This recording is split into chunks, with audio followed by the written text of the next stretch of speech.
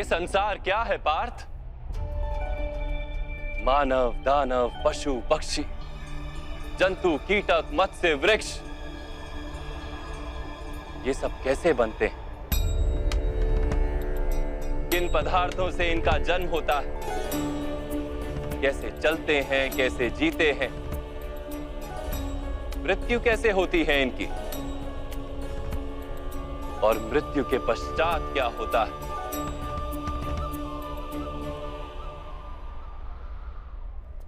इस रहस्य का विचार करो। मनुष्य की देह मिट्टी से बनी है माता। जल उसमें रक्त आदि बनकर प्रवाह करता है। अग्नि देह को तापमान देती है और देह में रिक्त स्थानों में आकाश प्रकट होता है। अर्थात धरती, वायु, जल, अग्नि और आकाश, इन पंच महाभूतों से ही शरीर का निर्माण हो। अर्थात महामहिम गुरु द्रोण पृथ्वी, जल, वायु, अग्नि और आकाश से अधिक कुछ भी नहीं। धर्म ज्ञानी भी पंच महाभूत का जोड़ है और अधर्मी भी। तो मोह किसका कर रहे हो पार्थ? मिट्टी का? परंतु माधव, इस मिट्टी के देह से ही तो मनुष्य एक दूसरे का परिचय पाते हैं। सारे संबंध इस मिट्टी के देह से ही तो होते हैं। नहीं पार्थ, यदि ये सत्य होता तो मृत्यु के पश्चात देह को नष्ट क्यों किया जाता है? वास्तव में ना मनुष्य का परिचय उसकी देह से है और ना ही संबंधों का आधार उसकी देह से। मनुष्य का स्वभाव, उसके बर्ताव और उसके कार्य उसका परिचय। ये स्वभाव, बर्ताव और कार्य कैसे बनते हैं, इसे समझो पार्थ।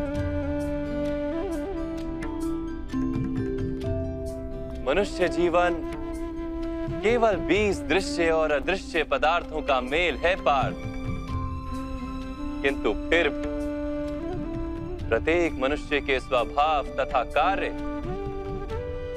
भिन्न भिन्न प्रतीत होते हैं। इसका कारण है सृष्टि के 3 गुण, तमस, रजस और सत्व। ये 3 गुण क्या है माधव? तमस का अर्थ होता है अंधकार। बिना अच्छे बुरे का विचार किए जीवन व्यतीत करने को तामसिक व्यवहार कहा जाता है। जैसे पशु पक्षी जीते हैं केवल अपनी शारीरिक इच्छाओं को पूर्ण करने के लिए। सत्व का अर्थ होता है ज्ञान का प्रकाश। जब व्यक्ति प्रत्येक परिस्थिति में धर्म का, सत्य का और परंपराओं का विचार करके व्यवहार करता है, तब उसे सात्विक जीवन कहा जाता है। इन दोनों के मध्य में ऐसा व्यक्ति होता है जिसके पास ज्ञान तो है, पर शरीर और मन की इच्छाओं के साथ बंधा हुआ भी है। ऐसा मनुष्य रजस अर्थात अहंकार पूर्ण मन स्थिति के साथ जीता है।